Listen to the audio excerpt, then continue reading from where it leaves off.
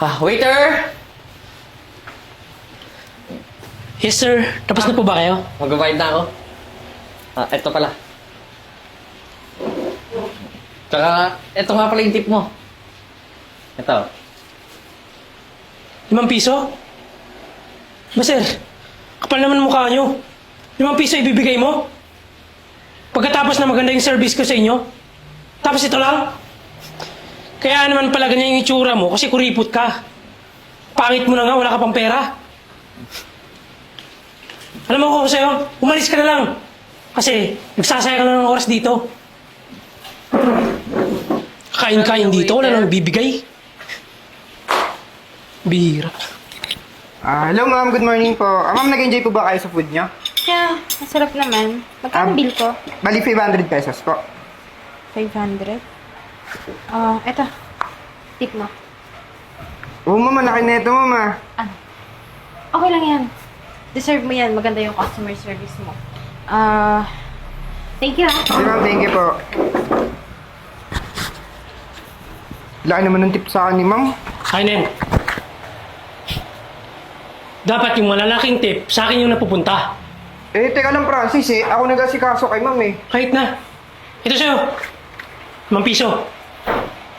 Hindi naman yata pwede yan, Francis. No, hindi pwede. Hindi mo ba alam? Matagal na ako dito. Ano naman yun kung matagal ka na? Ako nag-asikaso sa customer ko. Tsaka naganda siya sa service ko, kaya malaki yung tip sa akin. Hoy, patakaran dito, pag malaki yung tip, sa akin napupunta para wala kang karapatan na magreklamo. Teka nga lang kung wala akong karapatan magreklamo sa'yo, di kay boss na lang. Sige, subukan mo magsumbong. Tingnan natin kung sinong papaniwalaan niya. Baka hindi mo alam. Malakas ako kay boss. Ginagamit mo yung lakas mo kay boss Uy, very early yata yung Ay, madam. usapan yung Ma'am, si Francis kasi ma'am, kinuha yung tip ko ma'am Oo, boss, teka lang. Parang binabaliktad niyo yung kwento Siya yung kumuha ng tip ko ng 200. Inasis ko yung babae dito. Yun, kinuha niya agad yung tip ko porque malaki Totoo ba yun? Teka lang ma'am. Mukhang ang ganda ng suit niyo ngayon Bumabalik pagka dalaga kayo, pag ganyan yung suit niyo. Hindi naman na-appreciate mo. Umayos kayong dalawa ha. Ayusin niyo pareho yung servisyo niyo syempre. Huwag kayong nagsasapawan dalawa. Kailangan mas maayos, mas maganda. Kaya nga ma'am ako na pong bahala kayo Enzo. Sige po. Sige, ayos na kayo ha. Narinig mo naman di ba? Sino sa atin ang mas kinakampihan? Di ba ako? Kasi nga, gwapo ako. Sa tingin ko naman medyo type ako ni madam Yung mga katulad mo, pangit, bobo pa. Hindi ka nararapat dito. Kaya kung ako sa'yo, dapat sumunod ka sa mga gusto ko. Ha? Siguro, kakampihan siya dito Ayan, dito tayo. Alam mo ba, dito madalas kumakain ang nanay at tatay mo kasi masarap yung pagkain nila dito. Maganda nga po dito O siya, sige, order na tayo. Sige Ano po. gusto mo? Gusto ko ng chicken. Sige. Waiter? Order kami. Tumawag na lang kayo ng ibang waiter. Hindi ako mag-aasikaso sa inyo. Aba, bakit naman? Waiter ka dito sa restaurant, di ba? Dapat asikasuhin mo kami kasi customer kami. Tingnan niyo naman ang itsura niyo. Tsaka ikaw, dala ka pa dito ng yaya mo, na bakla. Aba, grabe to Wala naman kayo may bibigay na tip Tingin niyo, asikasuhin ko kayo. Aba, sumusobra ka na, ha? Ano? Tip lang ba yung hapon mo sa mga customer, ha? Hoy bakla, tumahimik ka nga. Nakakabisit ka sa restaurant namin Ha? Ikaw Hoy Francis, ano mo ginagawa mo? Sir, pasensya na po Saan yung may-ari nyo? Grabe, walang respeto! Ito kasing yaya mo, bastos ka usap. Hoy! Babalaktarin mo pa yung nangyari, ha? Ikaw nga tong bastos Tsaka, kala mo kung sino ka ngungo ka naman magsalita. Oo. Hoy bakla, tigilan mo ko Enzo, dapat ganito yung mga sinaserve mo. Mga paslupa. Sir, tama ko na po. Ako na lang po mag-asikaso sa inyo. Hoy sir! Di ba nakita pumasok? Sir, pasensya ka na sir. May ano kami dito busy. Ikaw, Ngawa ka kasi ng ngawa. Imbis na kasi gusto yung mga customer dito, ang ingay mo. Dahil yung pang babae, putak ka ng putak. Sir, dito na lang sir. Upo, sir. Akong bahala sa inyo. May maganda yung serbisyo ko eh. Ano pa bang order natin, sir? Alam mo, ano yung sinasabi mo maganda yung serbisyo mo? Pwede sana kanina, ha? Pagpasok ko pa lang, inasigaso mo na ako. Ako sir, pasensya na kayo. Medyo busy lang kasi dito eh. Bis, nakakatwirang ka pa eh. Sir, tamang-tama. Ibigyan kita ng magandang serbisyo. Eh, alam mo naman dito, ako pinamagaling na waiter eh. Sige sir, order na kayo. Ano ba? Order? Oh, ayan. Alam mo, mainit yung ulo ko eh. Ngawa ka ng ngawa. Ha? Kinakausap ba kita?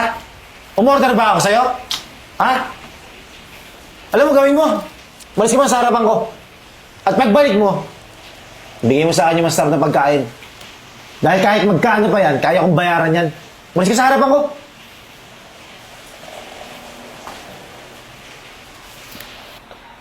Ano, Francis? Masyado ka kasing kampante sa ugali mo eh. Dahil sa sobrang sama ng ugali mo, bumabalik na sa mga ginagawa mo. Karma mo na yan. Anong karma pinagsasabi mo? Hoy, kahit binuhusan ako ni sir ng tubig, sa akin mapupunta yung tip. Alam ko naman ay magbibigay yung sa akin.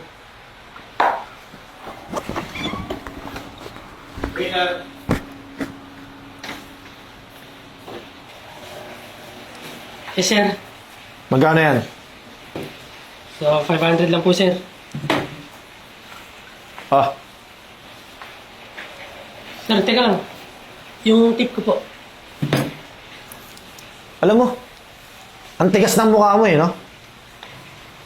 Sigurado ka, hingi sa akin ng tip? Obligasyon ko ba na bigyan kita ng tip? Yes, sir. Pagkatapos na bigyan kita ng magandang serbisyo, tapos wala kang ibibigay na kahit magkano lang. Serbisyo? Sa tingin mo maayos ka magserbisyo? Ha?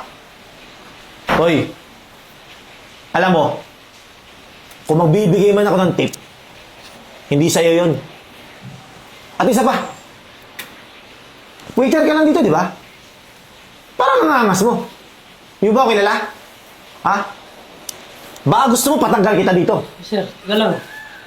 Eh, kailangan ko ng trabaho eh. O yun naman pala eh. Yung hihingi ka sa akin ng tip. At kaya ko rin pasara tong restaurant nyo. Anak lang naman ako ni Mayor. Ha?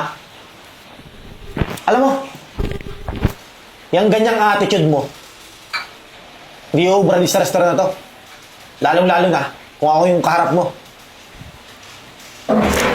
Sige po, sir.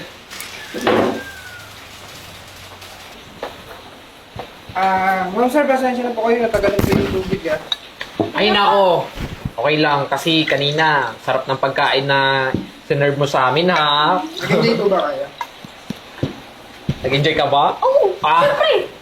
Siyempre naman, ang sarap kaya ng servisyo mo dito. Tsaka gustong gusto ko the way na tratuhin mo yung mga customer dito. Alagang-alaga mo. At dahil dyan, may reward ka sa amin. Ayan, tip ko sa'yo yan. Talaga po? Oo. Ang laki naman po na ito. Maraming salamat po ah. Ano ka ba? Wala ano man yun. Deserve na deserve mo yan. Tama, tama. Yan, sir. Ano yan? Hoy! Ah! Ba't yung pa kinuha yan? Wala Hindi naman naman sa akin sa'yo po na. punta eh. Hindi sa'yo yan eh.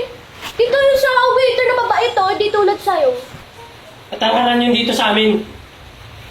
Ang malalaking tip, sa akin napupunta. Hoy, huwag kang bastos ha. Customer kami dito. At saka maayos kaming humarap sa'yo. Hoy, Tapos bakla. ganyan yung trato mo sa amin, ha? Umahimik ka na. Pwede ba? Umalis ka na. So, tatapos na kayo kumain eh. Pinalis na kayo. Anong karapatan mong paalisin kami, ha? Alam mo, gusto mo pala ng tip eh. So gusto mo ng reward. Eto. Yan, reward. Yan, di ba gusto mo? Bakit pagbalas mo ah? Hoy! Teka muna! Bakit ano nangyayari dito? Bakit ganyan? Eh, ito kasi mga customer na to eh. Binuhusan ako ng tubig. Ay naku, ma'am. Dapat lang din naman sa kanya yan, mami. Kasi bastos yan. Francis, ano nangyayari? Bakit ganito? Eh ma'am, ginagawa ko lang yung trabaho na maayos ah. Hindi ko alam sa banglang to. Eh ma'am, bala kasi kunin ni Francis yung tip na binibigay sa akin ng dalawang customer. Oo. Pag tip niya, tip niya. Ba't ka nakikialam sa bagay na yon? Eh, ma'am, hindi ko naman gina yung tip niya. Kusa niyang binigay sa akin. Ha? Alam niyo po, ma'am, totoo naman po yung sinasabi po namin eh. Kung gusto niyo po, check niyo po yung CCTV. Tama! Sinungaling po yung waiter po na yan eh. Paano ba yan, Francis? Hindi dapat umabot sa ganito. Ma'am, pasensya na po kayo. Kasi kailangan ko kasi ng pera eh. Pasensya. Hindi na pwede yung pasensya mo. Nangyari na. At saka kung kailangan mo ng pera, tuparin mo yung serbisyo mo. Hindi yung binubuhusan mo kami ng tubig. At saka isa pa, hindi mo ba ito kilala, ha? Alam mo ba kung sino tong mga kaharap mo? Ito yung ating bagong business partner at ito ay apo ko. Kagagaling lang niya sa US. Nag-lunch sila rito, in-invite ko para makita pati ang good service natin. Mukhang hindi eh. Mali. Malaking mali. Ngayon alam ko na kung bakit ang pangit ng mga reviews dito sa restaurant. Dahil yun sa hayop na kagaya mo. Wala ka na ibang ginawa kundi manggulo. At saka mga agaw ng mga tip dito. Anong klaseng tauhan ka, ha? Alam mo, next time, sa trabaho mong iba, kung may problema ka, huwag mo dadalhin sa trabaho mo. You're fired now, Francis. Na-disappoint talaga ako masyado.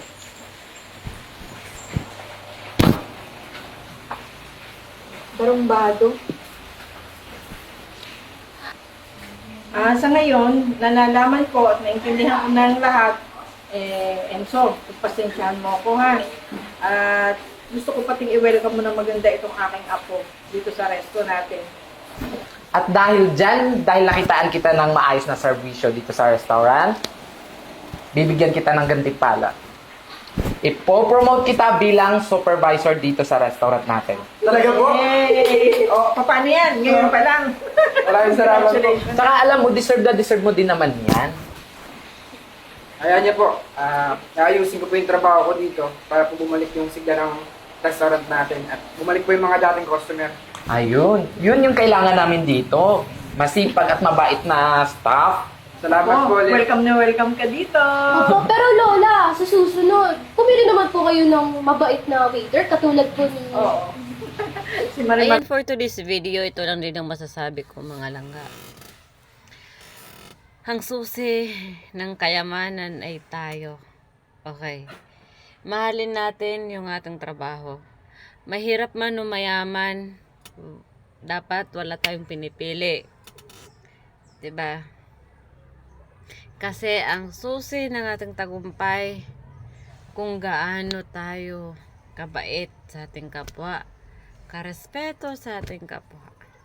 Kasi anuin mo man, kung maganda nga ang serbisyo mo, wala ka din naman respeto. Wala din. Useless din yan. Matatanggal na matatanggal ka rin sa trabaho mo. Look forward tayo sa mga nagtatrabaho. Kaya sa SS, PhilHealth, o etc. Ako ano pang trabaho dyan. Kapag mabait ang mga tao, doon lagi bumabalik. Diba? Kapag naman masungit, nire-report yan sa mga nasa taas. Diba? Sino ang matatanggal ng trabaho? Sinong mawawala ng trabaho? Diba? Tayo.